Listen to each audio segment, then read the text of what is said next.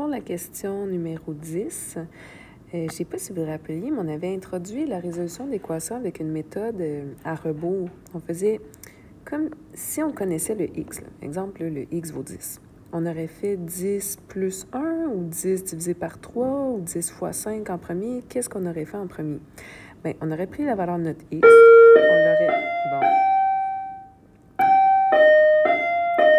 On l'aurait multiplié par 5. Ça nous aurait donné 50. Après ça, on aurait pris notre réponse, on aurait additionné 1. On aurait pris notre réponse, on l'aurait divisé par 3. Ensuite, on aurait pris notre réponse, on aurait fait fois 6. Et finalement, on aurait pris toute notre réponse de ça, on aurait soustrait 1. Oups, il me manque une petite flèche. On aurait soustrait 1. Puis à la fin, on aurait souhaité que ça arrive à 41. Donc, on va faire le contraire. On va partir de 41. On va faire le contraire de soustraire 1 qui est additionner 1. Ensuite, on va diviser par 6. On va multiplier par 3. On va soustraire 1. Puis on va diviser par 5. Puis ça devrait nous donner la valeur du x. Mais vu que cette méthode-là ne fonctionne pas tout le temps, je vais aller la faire, mais avec la méthode de la balance. Mais quand même dans le même ordre. Notre méthode de la balance, ce que je peux commencer par faire, c'est additionner 1 aux membres de gauche de l'équation et aux membres de droite. Donc, tout ça, plus 1, il y a juste les termes constants ici qui vont s'annuler.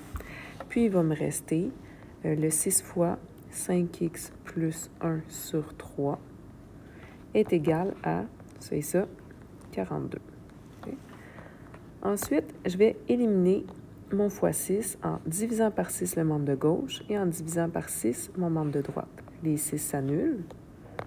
Il va me rester le 5x plus 1 sur 3 qui est égal à 42 divisé par 6 qui donne 7. Ensuite, je vais faire fois 3 aux membres de gauche et aux membres de droite de manière à conserver mon égalité. Ici, ça simplifie, il me reste 5x plus 1 égale 21. Je vais soustraire 1 à gauche, soustraire 1 à droite. Il va me rester 5x égale 20. Et dernière étape, je vais diviser par 5 le membre de gauche et le membre de droite. Il va me rester 1x que j'écris x et 20 divisé par 5, fraction réduite, 4. On va aller valider notre réponse. Si je remplace le x par 4, ici, comme j'avais 5 fois 4, on va le calculer. 5 fois 4, c'est 20. 20 plus 1, 21. 21 divisé par 3, je suis rendue à 7. 7 fois 6, 42. 42 moins 1, 41. Bon, la validation la plus brouillon que j'ai vue de toute ma carrière, mais il reste que ta validation, de toute façon, tu l'as fait pour toi. Fait qu'on sait qu'avec 4, ça fonctionne.